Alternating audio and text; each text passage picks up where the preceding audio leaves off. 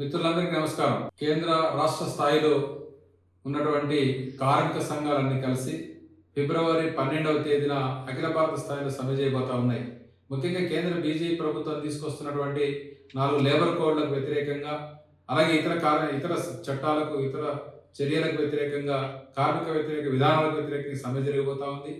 ఈ సమ్మెలో సిఐటి అనుబంధ సంఘాలు కూడా పాల్గొనాలని చెప్పేసి పిలుపునిచ్చాయి. అందుకే మనం కూడా Telangana United medical and health employees union తరఫున సమ్మె నోటీస్ ఇవ్వడం జరిగింది. ఇందులో ముఖ్యంగా ఆరోగ్యశ్రీలో పనిచేసేటువంటి సిబ్బంది సుమారు 900 మంది ఉన్నారు. మీరందరూ కూడా అనేక సంవత్సరాలుగా ఈరోజు వెట్టి చాకరీ చేస్తున్న పరిస్థితి మనకు అందరికీ తెలిసిందే.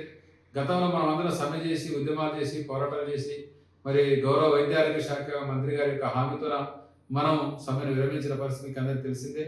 ఇప్పుడు మంత్రి గారు మరి మన యూనియన్ పోరాటాల కృషి ఫలితంగా మనకు 8 గంటల పనిదినం కావచ్చు, ఇతర అలవెన్సులు కావచ్చు, లేకపోతే ఈరోజు వేతనాల పెంపుదలకు సంబంధించినటువంటి విషయాలు కావచ్చు, కొన్ని సానుకూలమైన ఫలితాలు వచ్చిన పరిస్థితి ఉంది. ఈ నేపథ్యంలోనే వాటికి ఈరోజు మనం చేయబోయేటువంటి సమ్మె అనేటువంటిది ఫిబ్రవరి 12న రాష్ట్ర ప్రభుత్వానికి వ్యతిరేకంగా కాదు.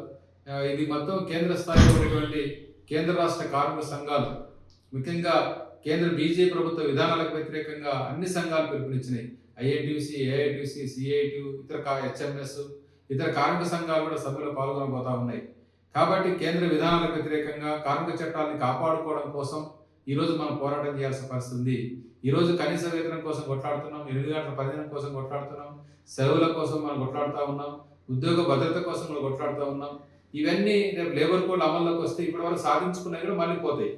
అందుకే మనం అందరం ఈ లేబర్ కోడ్లకు వ్యతిరేకంగా ఆరోగ్యశ్రీలో పనిచేసే ఆరోగ్య మిత్రులందరూ ఆ రోజు పెద్ద ఎత్తున సమ్మెలో పాల్గొని మరి కేంద్ర ప్రభుత్వ విధానాలకు వ్యతిరేకంగా పెద్ద ఎత్తున నిరసన కార్యక్రమాల్లో భాగస్వాములు కావాలని చెప్పేసి నేను విజ్ఞప్తి చేస్తున్నాను.